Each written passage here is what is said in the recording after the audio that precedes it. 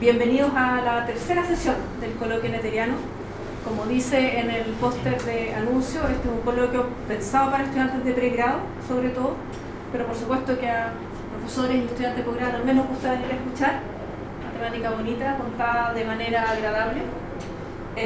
Pero transmite a sus compañeros que este es un coloquio pensado para estudiantes de licenciatura en matemáticas, en física y la pedagogía en ciencias exactas. Están todos cordialmente invitados. La sesión de hoy, que es la tercera, está a cargo del profesor Robert Aufa, del Departamento de Matemáticas. Robert llegó a la facultad en 2014, se doctoró muy joven. Él es americano, es de Estados Unidos, y se vino a Chile con su familia cuando niño, y su familia regresó y él decidió quedarse en Chile a hacer su posgrado y a formar familia y a trabajar. Hizo una estadía en Michigan, es doctor en ciencias matemáticas, trabaja en geometría algebraica, y como parte del currículum no tradicional que me pidió Leslie hacer, fanático de la bicicleta, se transporta habitualmente en bicicleta, cultiva plantas carnívoras, algunas de ellas las tiene en su oficina. Y bien, hoy nos va a hablar de El mundo ideal de Emily Nether. Gracias. Muchas gracias, Anita. Muchas gracias, bueno, no está Leslie, pero gracias a los organizadores, digamos, por invitarme. Entonces, hoy día quiero hablar un poco de geometría algebraica, que es mi área de investigación, y quiero hablar un poco, digamos, hacia el final de la charla, de cómo Emily Nether influyó positivamente, por supuesto, en la geometría algebraica, el desarrollo de la geometría algebraica. Entonces, al hablar del mundo ideal, no voy a hablar de los ideales de Emily Nether en el sentido político, filosófico, voy a hablar de un objeto que se llama un ideal. De hecho, en un inicio había pensado poner el mundo o poner los ideales radicales de Emily Nether, o los ideales radicales izquierdos o derechos, sí, pero ya quizás después van a ver que es un radical, un ideal radical, etc. ¿ya? Pero suena más bonito el mundo ideal de Emily Nether. Entonces vamos a hablar después de lo que se llaman ideales en un anillo. ¿okay? Entonces Emily Nether contribuyó al estudio del álgebra abstracta de ideales en un anillo. Eso fue su área de investigación. Y esto, de hecho, lo que ella aportó al álgebra viene después de lo que se expuso la charla pasada, de la física. Su primer trabajo, digamos, era en teoría de invariantes, en álgebra, digamos, pero también en física. Ahí demostró el teorema de Nether. Y después de eso empezó a trabajar con Hilbert en álgebra abstracta, en anillos e ideales. Y de eso voy a hablar un poco hoy día. ¿Okay? Entonces, primero quiero hablar más o menos de qué se trata la geometría algebraica, después vamos a ver un poco más. Pero es en esencia el estudio de raíces comunes de raíces comunes de polinomios en varias variables sobre un cuerpo. ¿ya? Entonces vamos a estudiar raíces de polinomios, esencialmente. Entonces, por ejemplo, i menos x al cuadrado, un polinomio en dos variables. Si miro las raíces, todos los x y los reales, tal que i menos x al cuadrado es 0, entonces eso da una parábola. Entonces, en particular, una parábola sería uno de nuestros objetos de estudio. ¿Okay? Pero no quiero partir con puras definiciones, quiero partir con algo un poco más motivante, algo un poco más interesante. Entonces, voy a partir con dos problemas que muestran un poco la relación entre el álgebra y la geometría. ¿Okay? Entonces, problema 1. Demuestre que existen infinitos x e y en z, tales que x al cuadrado menos 3y al cuadrado es 1. ¿Okay? Este se llama una ecuación de Pell. Algunos quizás lo han visto antes. Y no voy a mirar quizás la solución tradicional que existe para encontrar todos los puntos enteros. Pero quiero mostrar un método más o menos geométrico, digamos, de cómo encontrar algunos puntos enteros. Y vamos a demostrar que existen infinitos. ¿Okay? Entonces este es claramente algo algebraico, un ejercicio algebraico, y vamos a agregarle un sabor un poco geométrico. ¿Okay? Entonces, lo que vamos a hacer primero, observemos que 1,0 es solución, ¿cierto? ¿Todos de acuerdo? Sí, 1 al cuadrado menos 3 por 0 al cuadrado es 1. ¿Alguien encuentra otra solución?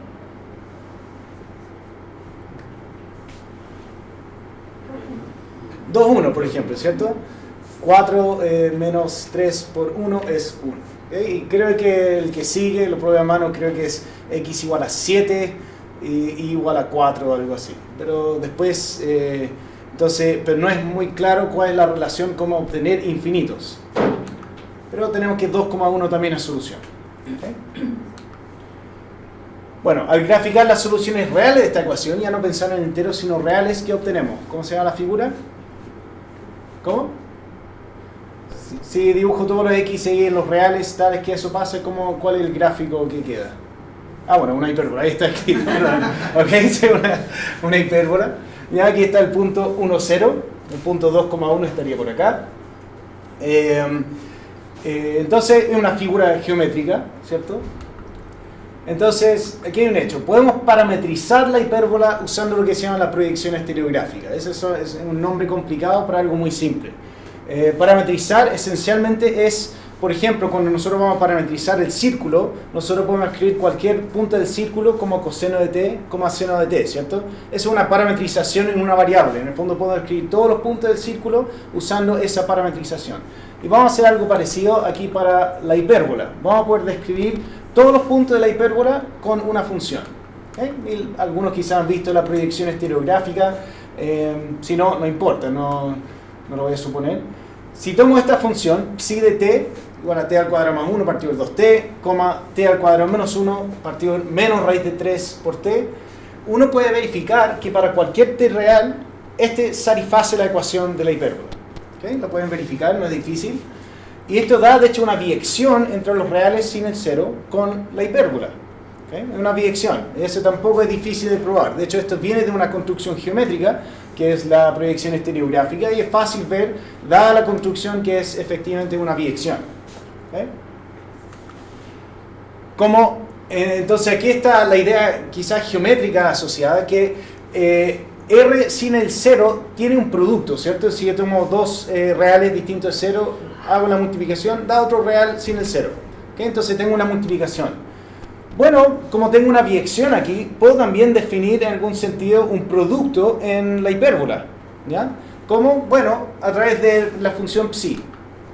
¿Ya? Si tengo dos puntos de la hipérbola, ¿cómo define el producto entre ellos? Bueno, lo defino de esta forma. Tomo dos puntos de la hipérbola, primero los envío a través de psi a la menos 1, lo envío a números reales, sin el 0, ¿cierto? Entonces, este aquí es un número real distinto de 0, este es un número real distinto de 0, hago el producto usual, es otro real distinto de 0, y lo envío de vuelta a la hipérbola. ¿Okay? Entonces, me define una operación, una especie de producto, entre comillas, en la hipérbola. ¿Okay?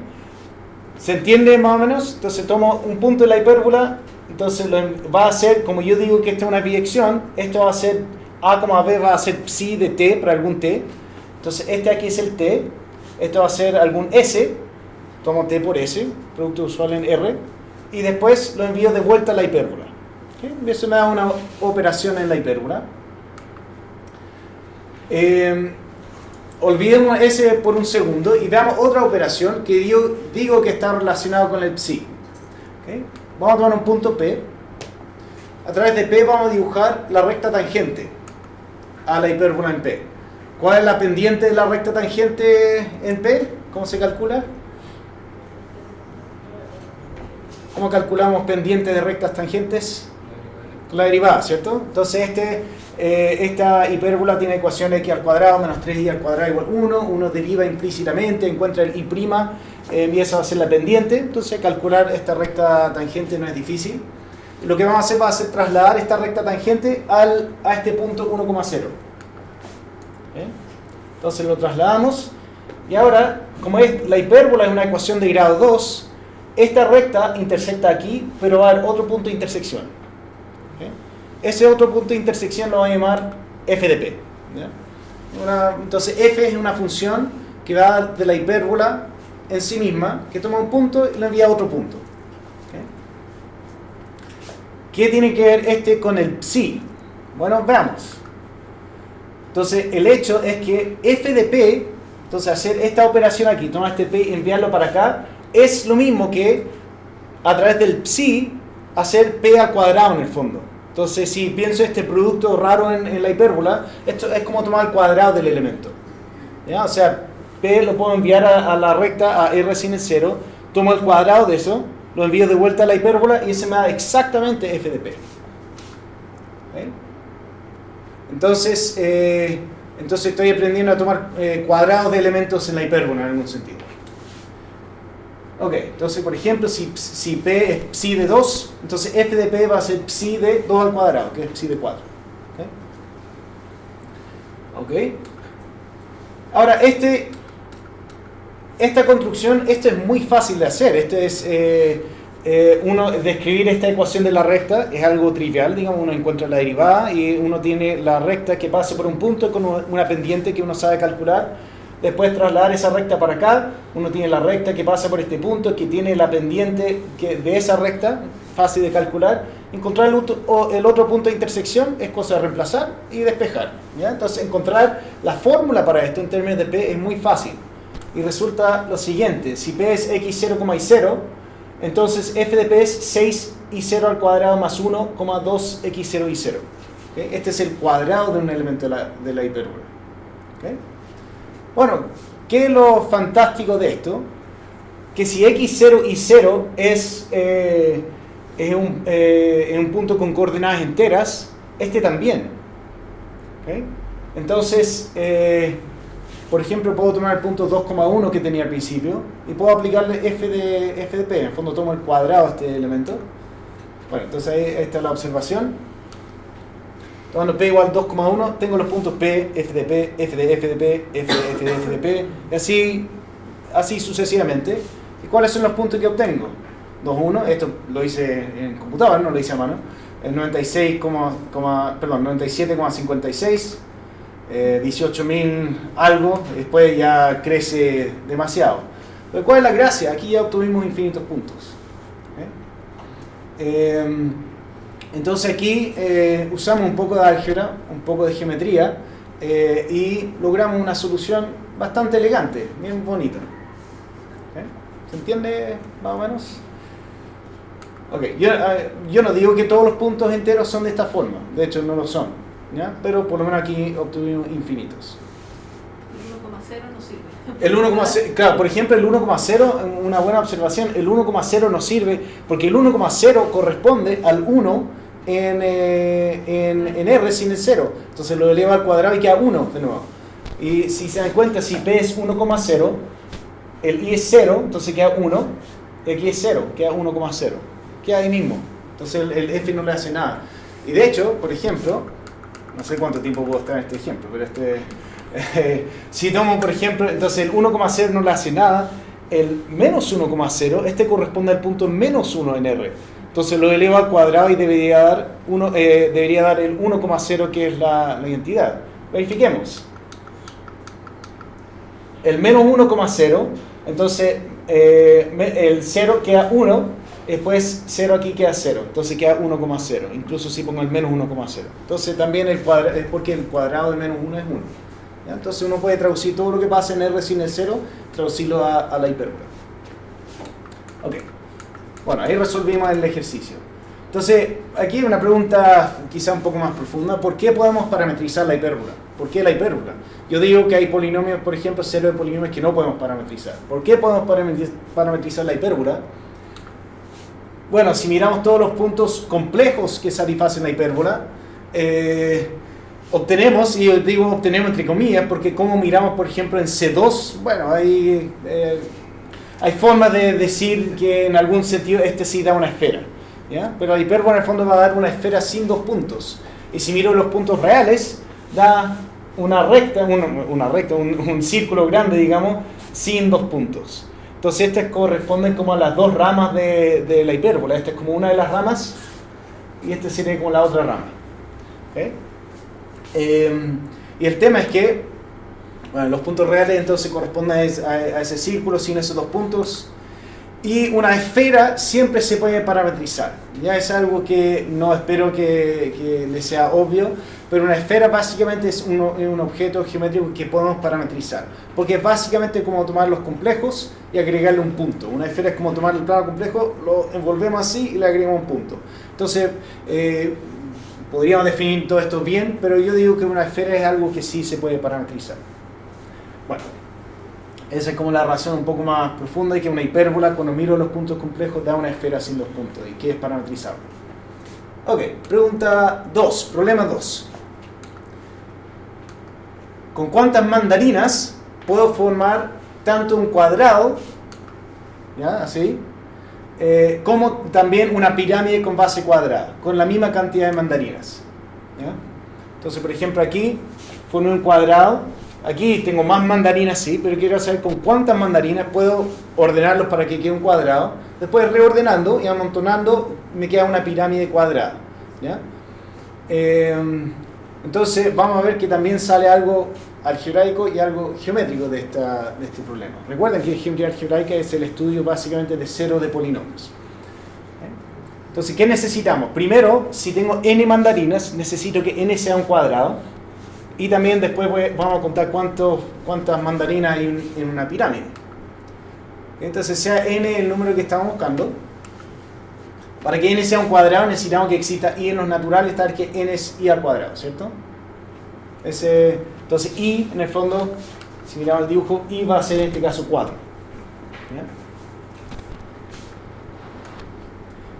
¿Ya? Y para que n pueda corresponder a la cantidad de mandarinas en una pirámide, perdón, déjame volverme un segundo, ¿cuánto hay aquí? Aquí hay 1 más 4 más 9 más 16. Es la suma de los cuadrados. ¿Okay? Entonces necesito que n primero sea un cuadrado, que sea i al cuadrado, y segundo necesito que n sea 1 al cuadrado más 2 al cuadrado más 3 al cuadrado hasta x al cuadrado. Ahora pregunta antes de poner la fórmula, ¿cuánto vale esa suma? Por favor, algún alumno de álgebra y geometría.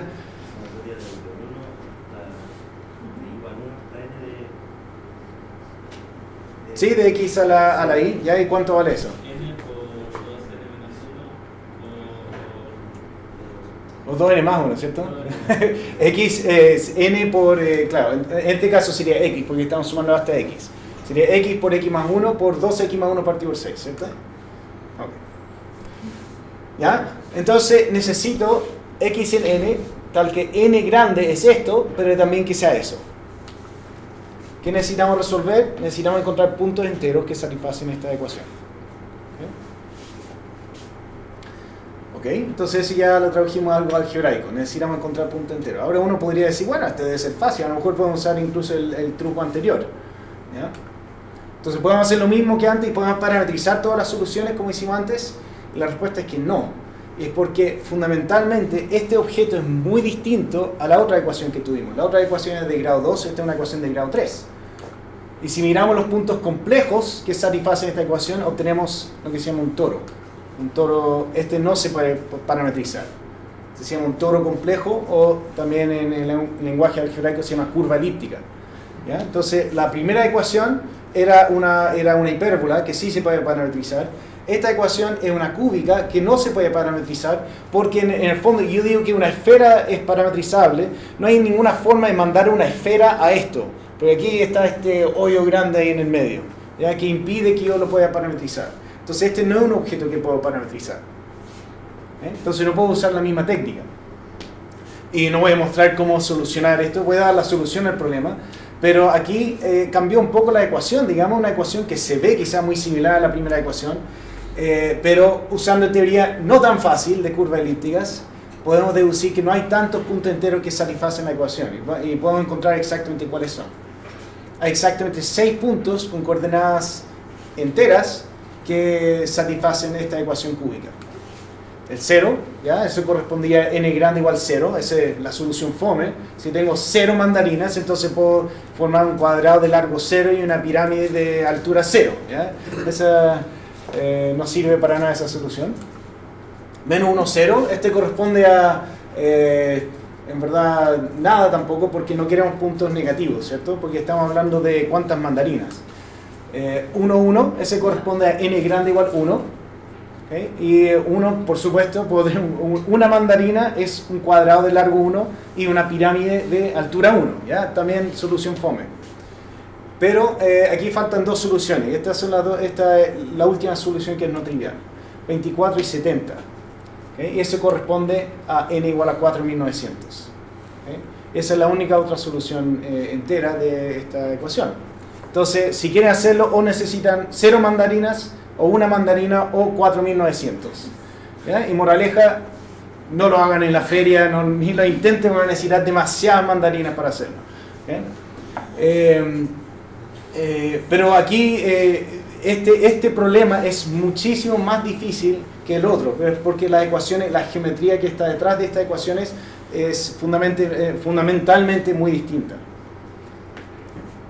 Ok.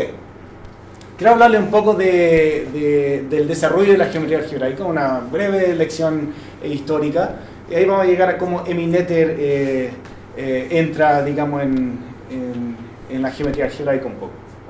¿Okay? Entonces, primero, la prehistoria, podríamos decirlo, de la geometría algebraica partió más o menos el año 400 a.C., quizás un poco antes, con los griegos. Los griegos estudiaban figuras geométricas, triángulos, cuadrados, ¿cierto? Estudiaban área, el teorema de Pitágoras. Estudiaban ecuaciones del tipo x al cuadrado igual a a por b, pero siempre lo pensaban, esto es algo algebraico, pero lo pensaban con un sabor geométrico. Siempre pensaban, por ejemplo, x es el lado de un cuadrado, entonces x al cuadrado es el área del cuadrado, y a por b en el fondo es el área de un rectángulo del lado a y lado b. Entonces se preguntaban, por ejemplo, si pueden encontrar un cuadrado del lado x, tal que su área es igual al área del rectángulo con el lado a y b. Eso en el fondo es algo algebraico, pero lo pensaban geométricamente. ¿Ya? Entonces nunca hubo una separación entre álgebra y geometría, se pensaba de la misma forma. De la misma forma que una hipérbola, tengo la ecuación algebraica, pero lo puedo dibujar y se ve como una hipérbola en el fondo. Ok. Estudian intersecciones de esferas con conos, estudian distintas figuras geométricas. Ya, después pasó mucho tiempo y llegamos al siglo XVII, XVIII, 1600, 1700 y tanto, y aquí ya empezaron a aparecer muchos de los grandes. Aquí está Newton, Fermat y Descartes inventaron la geometría analítica por separado. Gracias a Descartes tenemos la geometría cartesiana, tenemos ¿cómo se llama? El plano cartesiano, que es el plano R2 en el fondo, pero es una forma de hacer geometría con coordenadas. Nosotros podemos graficar la hipérbola porque tenemos el plano gracias a Descartes en el fondo. Empezaron a estudiar curvas en R2 definidas por una ecuación polinomial de grado arbitrario. Ya empezaron a estudiar ceros de polinomios en R2. Empezaron a estudiar rectas, cuádricas, cónicas, cúbicas, etc.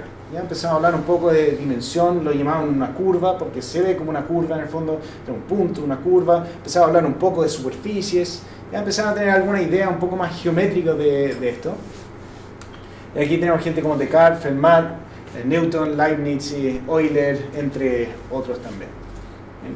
Newton también, cada vez que ustedes van a calcular, por ejemplo, la integral bajo una curva, ustedes tienen una curva, es el gráfico de una función. Uno grafica f de x, ¿cierto? Y esa es una curva.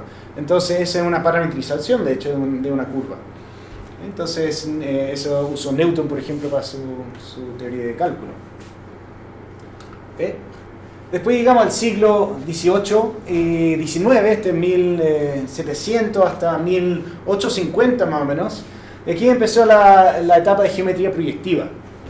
La geometría proyectiva trata de, en el fondo, por ejemplo, si uno está en un riel de tren, entonces uno ve dos rectas paralelas en el fondo, pero en el infinito es como que se acercan, ¿cierto? Pero son paralelas. El tema es que geometría proyectiva en el fondo dice que en infinito estos sí se intersectan, como que pone puntos en el horizonte. ¿Ya? Entonces partió más o menos con esa idea en mente, digamos, hablando de perspectiva, hablando de, incluso creo que pensaban esto de los rieles de trenes, empezó esto. Aquí hay problemas típicos como, por ejemplo, dadas 5 cónicas, 5 polinomios de grado 2 generales, ¿cuántas cónicas son tangentes a todas ellas? ¿Ya? Y cosas... Oh, se rompió. Un segundo. Esto lo pasó Roberto, está con cable. Ya, entonces son preguntas un poco más elaboradas, un poco más entretenidas, y la respuesta a esta pregunta, por ejemplo, es 3264, por supuesto. O sea, ya me imagino que a todos se le ocurrió antes de ponerlo. Estoy deseando. Y otra cosa que pasó en esta etapa es una minimización del álgebra. La gente ya se subieron por el chorro, los geómetras, que no necesitamos tanta álgebra, ya los argumentos geométricos son buenos y bastan, y no necesitamos tanta álgebra. Entonces incluso algunos llegaron al extremo de decir ya podemos olvidarnos del álgebra, ya necesitamos geometría nomás. No todos, pero había muchos que sí decían que los argumentos geométricos e intuición y todo eso bastaba. ¿Okay? Y esto nos va a llevar a algunos problemas. Esta es la primera vez quizás que ya realmente hay una separación entre álgebra y geometría.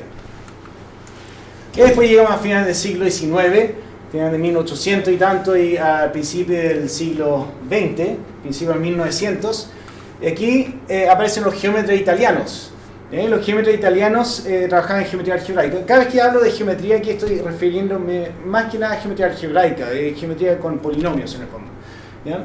Entonces tenían muy buena intuición, lograron muchas cosas. No era italiano, digamos, pero dentro de toda esta escuela estaba, por ejemplo, Max Noether, que era el padre de Emmy Noether, y lograron muchas cosas, pero ¿qué fue lo que pasó? Tenía poca base, tenía poca formalidad porque no tenían el lenguaje algebraico para seguir, usaban mucha intuición, y realmente hay teoremas muy bonitos que se demostraron en esa época, pero no tenían tanta formalidad. Había muchas cosas que les faltó formalidad. Entonces cosas como, por ejemplo, empezaban, no sé, definición, tanto, ya, teorema, empezaban a demostrar, después ya, bueno, aquí nos sirve la definición que dimos, así que vamos a cambiar la definición para que funcione, y entonces era bien informal, ¿ya?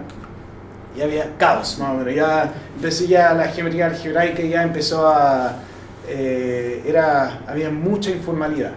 ¿Okay? No todo, por supuesto, aquí esta es una reseña histórica bien por encima, pero había muchos teoremas que se mostraron que después se probaron que eran falsos. ¿Okay? Entonces, ¿cómo había que proceder? Bueno, ¿qué faltaba a la geometría? Por supuesto que faltaba álgebra, ¿ya? Pero el tema es que el álgebra no había sido desarrollada hasta ese entonces. El álgebra es necesario para seguir con los argumentos que ellos tenían. Tenían muy buena intuición geométrica, pero faltaba el desarrollo del álgebra para llegar ahí. ¿Okay? Aquí estamos a principios de 1900. Emmy Noether llega al principio de los 1900, ahí estaba trabajando en teoría de invariantes y física, ¿ya? Pero aquí llegamos ya entonces finalmente a la historia de Emmy Noether. Cerca de 1920, Emmy Noether empieza a trabajar con Hilbert y empieza a estudiar. Hilbert estaba estudiando lo que se llaman anillos de enteros y cuerpos de números, y Emmy Noether empezó a desarrollar una teoría de ideales, de anillos e ideales, que vamos a definir en un segundo, y empezó a realmente desarrollar una teoría más abstracta del álgebra. ¿Ya? Y de hecho tuve que ir un poco en contra de la corriente de ese tiempo, porque la gente decía no, que hacer tanta abstracción sin una motivación necesariamente para hacerlo no sirve de nada. ¿Ya? Entonces ella tuvo que nadar un poco en contra de la corriente con toda su teoría, y fue más o menos en 1920 creo que publicó un paper de teoría de anillos, donde estudia ideales y entre otras cosas que vamos a explicar. Ya, ese paper ahora está originalmente en alemán. Yo no leo alemán, pero encontré una traducción del paper que está en internet, que está en inglés, por si a alguien le interesa verlo. Lo que sí es que está escrito con el lenguaje más antiguo, entonces es un poco difícil de leer.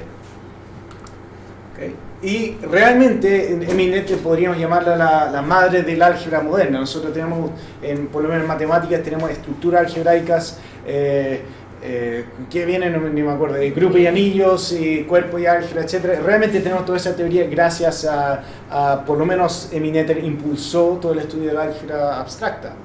Entonces realmente algunos dicen que ella inventó álgebra abstracta, no sé si están así, pero ella realmente ella le dio un empujón para realmente desarrollar toda la teoría algebraica que tenemos hoy día. ¿Okay? Entonces voy a hacer un par de definiciones para entender un poco lo que ella estudió. Entonces, si tengo un anillo R, recuerden, un anillo es un conjunto con dos operaciones, una suma y una multiplicación, tal que uno pide varias propiedades, que sea asociativo, conmutativo, cosas así. Cuando hablo de anillo estoy pensando en un anillo conmutativo con un 1, ¿ya?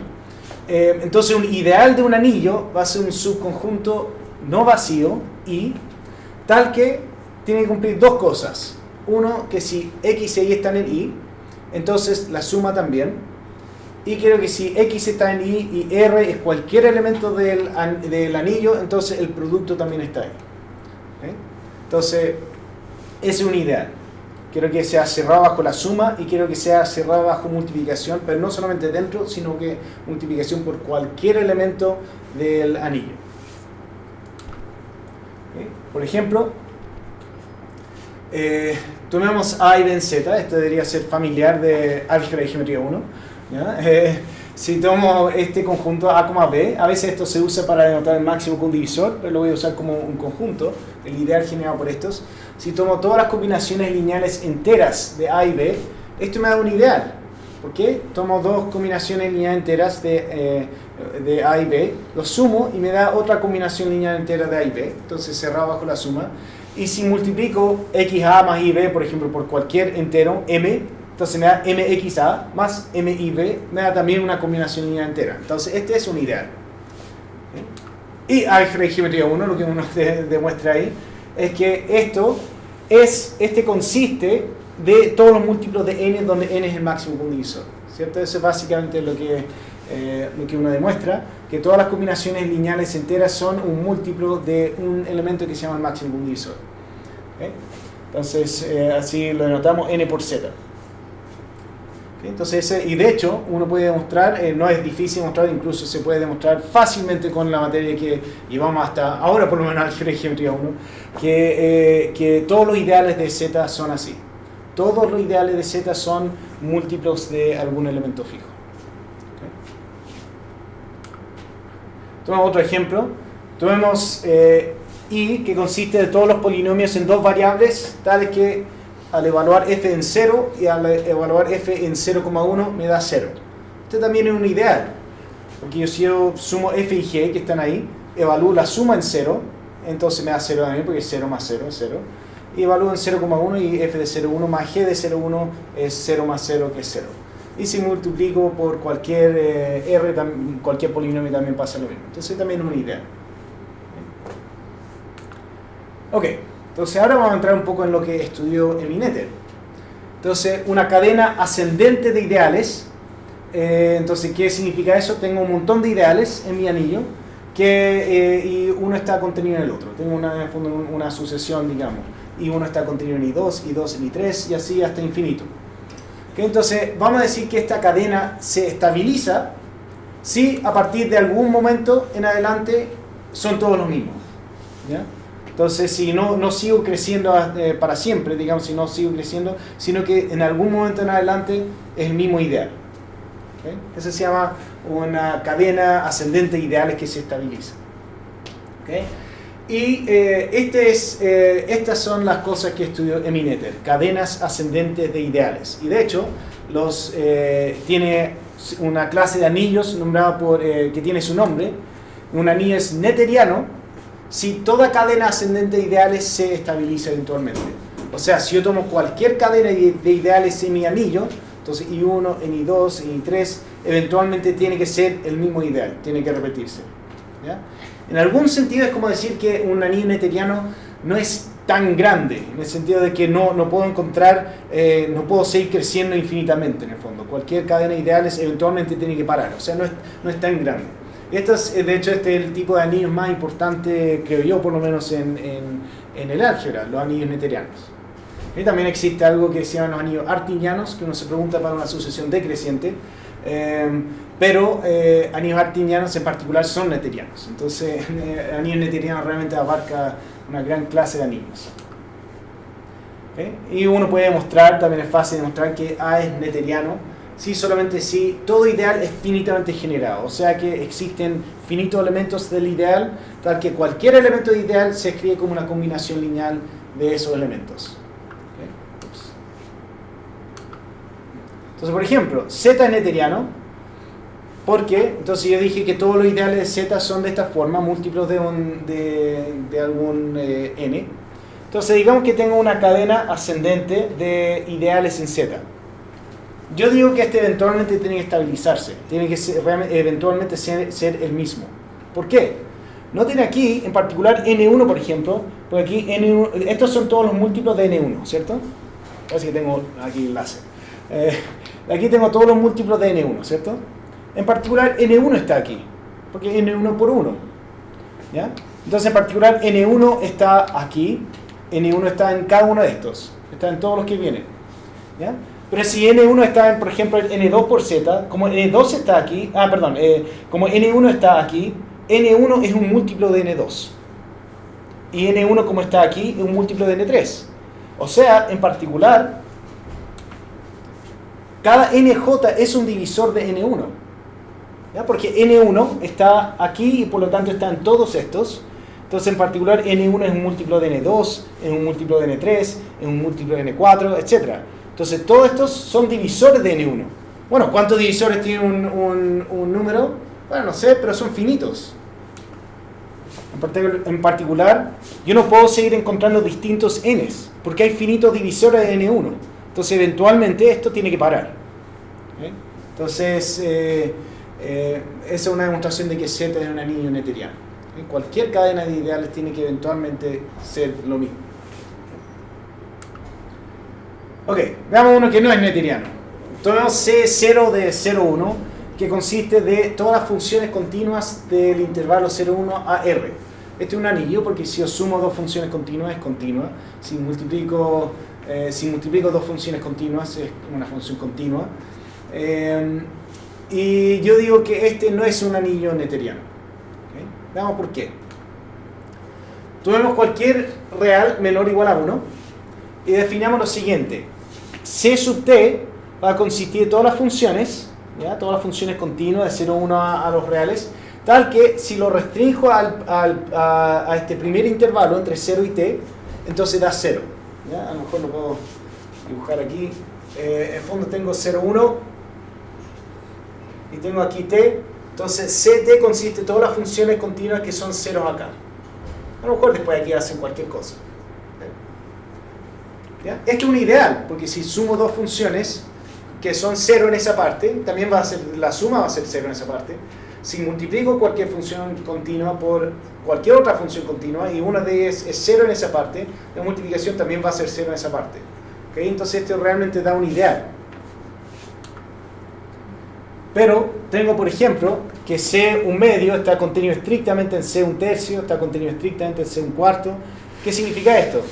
Que aquí hay funciones continuas que se anulan en el intervalo 0 hasta un tercio, pero no se anulan en 0 hasta un medio. ¿Cierto? Por ejemplo,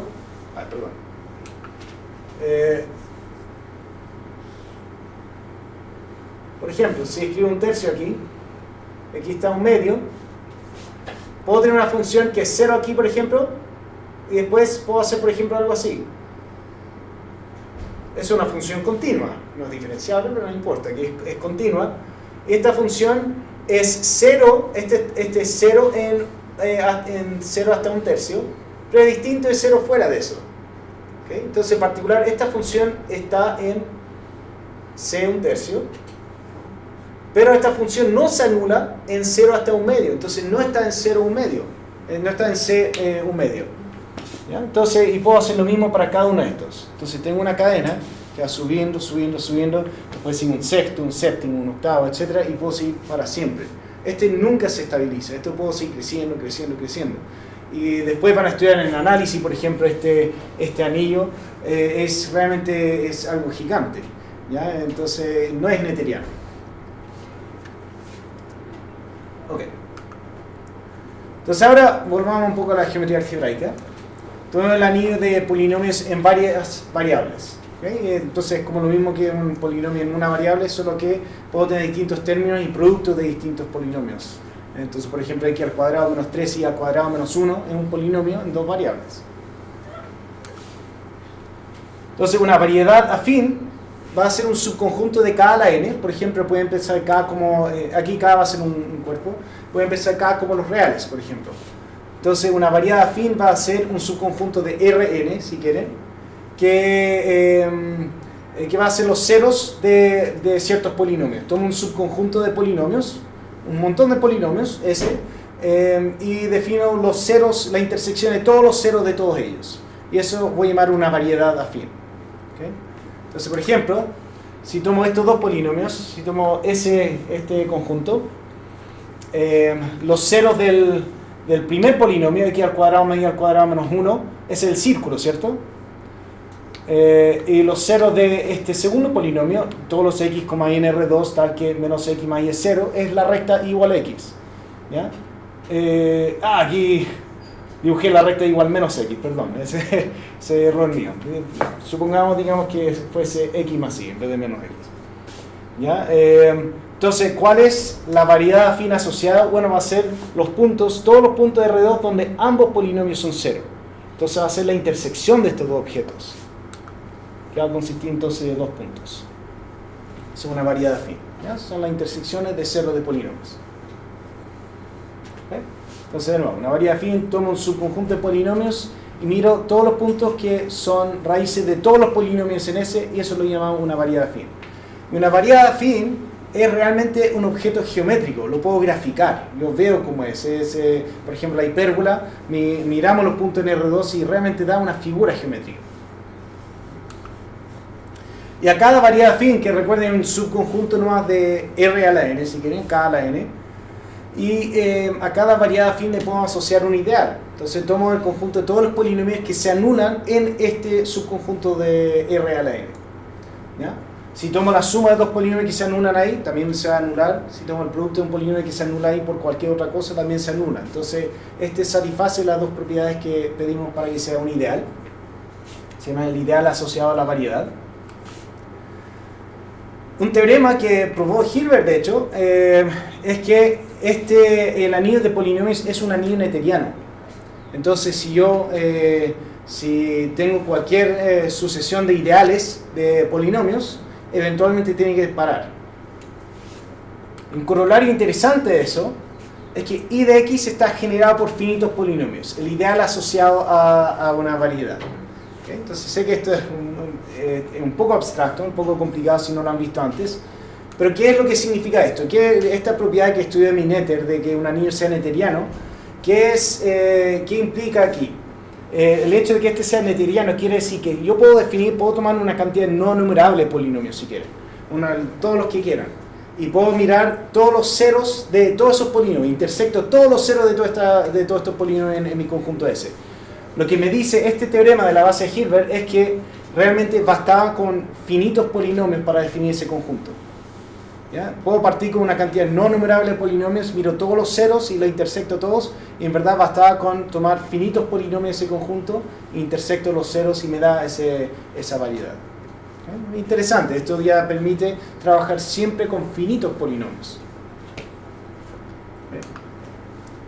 Y de hecho, hay una biyección entre variedades afines y el conjunto de ideales, entre paréntesis, radicales, ya de kx1 hasta xn. Por eso el chiste al principio de que había pensado poner ideales radicales de Minetter, pero un ideal radical no es definir lo que es una condición que uno pide a un ideal. ¿Okay? Entonces realmente, y hay una correspondencia bien bonita. Entonces aquí una variedad de un objeto geométrico, un ideal en un objeto algebraico, y tengo una correspondencia entre estos dos, una especie de diccionario. ¿Okay? Y por ejemplo, en este diccionario tengo que, por ejemplo, un punto puedo mostrar aquí una variedad. Un punto va a corresponder a un ideal maximal aquí, un ideal donde no hay ningún ideal más grande. Variedades que no son una unión de más de una variedad. Por ejemplo, no sé, si tomo la unión de estas dos rectas, esa es una unión de dos variedades, ¿ya? Pero si tomo variedades que no son una unión de más cosas, eso corresponde a lo que se llaman ideales primos, que son los ideales más importantes que se estudian en un curso de grupos y anillos, o de estructura, supongo. Variedades que sí son uniones de variedades corresponden a intersecciones de ideales primos. ¿Okay? Es algo también que estudió Minetter, que se llama la descomposición primaria de un ideal. ¿Ya? Y ella estudió cuando un ideal, por ejemplo, tiene una descomposición primaria, cuando se puede escribir como intersección de ideales que se llaman ideales primarios, que es una generalización de ideales primos. Ideales primos son una generalización de lo que son los números primos. Uno quiere en algún sentido una cierta descomposición de un ideal como producto de ideales primos o algo así. Entonces ella estudió todas estas cosas. Todo esto, el hecho de que todo esto exista es gracias realmente al estudio que hizo de Minetter. ¿Okay? Funciones polinomiales entre variedades corresponden a homomorfismos de los anillos cocientes respectivos. Aquí ya me salí un poco fuera de lo elemental, pero no importa. Y el tema es que lo que a lo mejor el sabor que quiero que se lleven es que estudiar estos objetos geométricos en cada line. Por ejemplo, los primeros dos que estudiamos, la hipérbola, después esta otra ecuación, esta cúbica, que son variedades. Estos son objetos geométricos y estudiar eso esencialmente es lo mismo que estudiar los ideales asociados y estudiar el álgebra de este anillo. ¿Ya? Entonces, una persona que no le gusta para nada la geometría y le gusta solamente el álgebra, bueno, puede hacer geometría algebraica. La persona que no le gusta tanto el álgebra y le gusta más geometría, puede hacer lo mismo y se pueden comunicar igual, porque hay un diccionario entre estas dos cosas. ¿Ya? Entonces, esa es la gracia de geometría algebraica, es como una especie de casamiento entre álgebra y geometría. Los dos funcionan muy bien juntos, hay un diccionario perfecto entre estas dos cosas. Entonces, cualquier cosa que se le ocurra decir en el mundo algebraico tiene su traducción al mundo geométrico. Cualquier cosa que pueden descubrir en el mundo geométrico tiene su traducción al mundo algebraico. Ok. Entonces, gracias a Eminete, realmente la geometría algebraica realmente se puso sobre una base firme. Realmente después hubo un fundamento para seguir. Ya después la gente empezó a entender que la álgebra que desarrolla Eminete realmente valía la pena, o sea, realmente podía decir cosas interesantes y ya todos estos argumentos intuitivos que tenían los italianos, rápidamente este álgebra empezó a poner un fundamento bajo la geometría algebraica. ¿Okay? Y esto ya llevó después, todo esto llevó a que en los años 50 apareció Grothendieck, a lo mejor han escuchado su nombre. Grothendieck es uno de los genios, quizás el mejor matemático del siglo pasado, que murió ahora en creo que 2013, algo así, 2012, hace poco, pero él dejó las matemáticas en los años quizás 60, 70, pero él, de hecho, él hizo su tesis doctoral en análisis funcional, algo nada que ver con geometría o con álgebra, bueno, algo que ver con geometría quizás, pero nada que ver con álgebra. Y cuando terminó, él decidió, empezó a estudiar geometría algebraica, y gracias a que ya existía el álgebra necesaria, él básicamente revolucionó totalmente la geometría algebraica y él definió su teoría de esquemas que básicamente ya generaliza lo que acabo de decir de este diccionario entre ideales en K de x1 hasta xn y la geometría de variedades. Y él básicamente demostró este siguiente principio, que la geometría es lo mismo que el álgebra. En algún sentido. Y cuando hablo de geometría, hablo quizás de geometría algebraica más bien, porque existe otro tipo de geometría diferencial y cosas así, pero la geometría algebraica realmente es equivalente a estudiar álgebra. Entonces, esto es algo maravilloso, es un área muy entretenida donde uno tiene muchas aristas. Uno, para atacar un problema, uno lo puede ver desde un punto de vista un punto de vista geométrico, un punto de vista algebraico, un punto de vista de teoría de números, un punto de vista, todo, incluso teoría de números, está ya englobado, está bajo, digamos, todo esto que hizo Grothendieck. Así que bueno, hoy en día ya creo que nunca más se va a tratar de separar álgebra y geometría. Ahora, hoy en día es exactamente lo mismo, básicamente. Así que muchas gracias por su atención.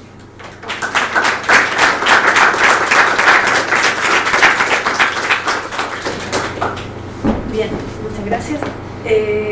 Consultas, por favor, anímense. Recuerden que este es un espacio inventado para ustedes, así que pierdan la vergüenza, no tengan preguntas, lo que sea. ¿Sí? Solo de curioso, el último comentario dijiste que geometría igual a álgebra con la salvedad tal vez de la geometría diferencial. Claro. ¿Podrías dar un pequeño paso? Lo que pasa es que geometría diferencial, geometría riemanniana, por ejemplo, es quizá a mi juicio es un poco más analítico, en el sentido de que ve cosas de diferenciabilidad. Es como una mezcla entre el mundo de, por ejemplo, de cálculo, de análisis y lo geométrico. Entonces igual estudia formas, superficie y cosas así, pero un punto de vista un poco más analítico. Entonces geometría algebraica álgebra en el fondo, si quieren una definición de álgebra, en el fondo tiene que ver con estructura, tiene que ver con la estructura subyacente de algo. La geometría tiene que ver con forma. Entonces una gran parte de la geometría, que la geometría algebraica, son lo mismo. Claro, pero hay otros aspectos que uno puede estudiar. Por ejemplo, la geometría riemanniana se estudia más que nada sobre, por ejemplo, los reales, sobre los complejos. geometría algebraica se estudia más, por ejemplo, en cualquier cuerpo en el fondo. Entonces hay bastante diferencia. Geometría diferencial quizás es más útil para, quizás tiene más aplicación a física y cosas así. Aunque hoy en día ya la geometría algebraica, hay una cita de David Mumford, que debería haberlo puesto aquí, me gusta mucho, que dice, como una idea, hay un rumor de que en los últimos años la geometría algebraica tiene un plan secreto de infiltrarse y básicamente dominar el mundo de la matemática. Y dice, en algún respecto esto tiene razón, que la geometría algebraica realmente tiene aplicaciones a todo. Uno ve, por ejemplo, teoría de cuerdas, y hay gente que hace geometría algebraica con aplicaciones de teoría de cuerdas. Hay aplicaciones de geometría algebraica a lo que se le ocurre. Así que realmente está en un área que se ha infiltrado, digamos, en todas las áreas y incluso hay geometría algebraica aplicada, geometría algebraica, no sé, hay gente que incluso la aplica a computación, hay de todo. Que quizás todavía no se ha descubierto cómo capturar esto de medir distancia, o que eso Sí, es más ser. materia de la geometría diferencial. No se ha descubierto cómo capturarlo desde el punto de vista algebraico, pero en el momento que se descubra, va a haber... Por ejemplo, incluso el hecho de la derivada es un objeto algebraico. De hecho, una derivada, para los que no han visto, es una transformación lineal en el fondo. Pero uno puede definir derivadas en el fondo en el mundo algebraico también. Una derivada de un polinomio sobre cualquier cuerpo, eso uno lo puede definir. Entonces, igual hay gente tratando de empujar para allá, digamos. Así Cuando se logre descubrir eso, sí. va a caer ahí en ese igualdad también. ¿Hay otra consulta? ¿Comentario? Una pregunta, cuando sacamos los 6 puntos del triángulo, de la pirámide, salía 24 con 70 y 24 con menos 70. Y los 70 son las soluciones de las funciones de la 24, pero el 24 de dónde salía. O sea, ¿cómo llegar? Vamos para atrás. Era así.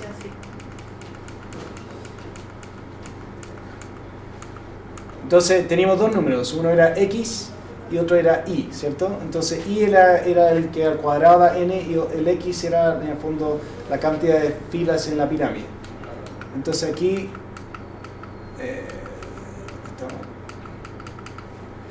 El 70 sale del 24.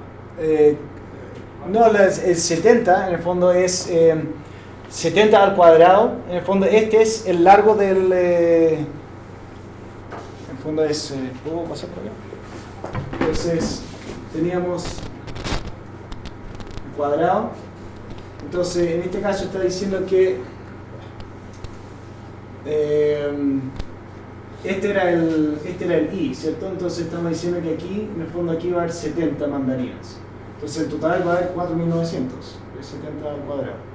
Y el 24 es la El suma 24 de... era, en el fondo uno tiene 1, después de aquí uno tiene 4, Era la después cantidad de pisos de la pirámide. era la cantidad de pisos de la pirámide. ¿Cierto? Y eso el procedimiento lo encuentra simultáneamente. Este era, en el fondo, este era 24 pisos. Claro. Entonces, claro, la gracia de esto es que en el fondo uno lo pone en una misma ecuación en el fondo. Exactamente. Claro, entonces, Esa es la única cantidad de mandarinas posible que te permite hacer un cuadrado así y una pirámide así. este problema es más o menos antiguo, de hecho, y se formuló la primera vez con, ¿cómo se llama? Con bolas de cañón. Pero mandarina, no sé.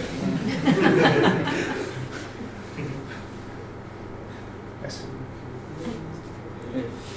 ¿Está demostrado que no hay más puntos para esa solución? No. Sí, ahí está demostrado. Uno puede mostrar la teoría de curva elíptica. Ustedes podrían hacer doctorado en curva elíptica en el fondo, y curva elíptica es un área de mucha investigación, que en el fondo es estudiar qué es una curva elíptica. Es básicamente las soluciones de algún polinomio de grado 3. Aquí tengo un i al cuadrado igual a algo de grado 3. Y esa es una curva elíptica. Una curva elíptica esencialmente es estudiar cero de eso, de polinomios de grado 3 en el fondo. Y es un área de investigación hoy en día. Y usando toda esta maquinaria, toda esta teoría grande, uno puede demostrar que efectivamente esas son las únicas soluciones.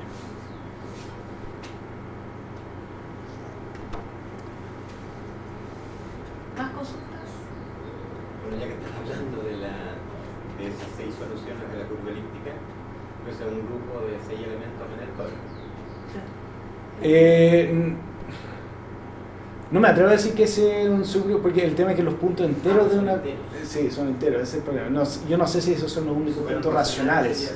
Ahí sí, ahí sí. Sí, lo que pasa es que uno puede mostrar también, porque mostramos que en una hipérbola uno tiene esta operación de grupo. En el fondo yo puedo tomar 2, los multiplico y me da otro. ¿Ya? En una curva elíptica también tiene una estructura de grupo. Pero y entonces los puntos, todos los racionales que satisfacen esta ecuación, por ejemplo, forman un subgrupo. Pero yo no sé, ahí no tengo idea. No sé si estos son los únicos puntos racionales que satisfacen la ecuación. Pueden haber más.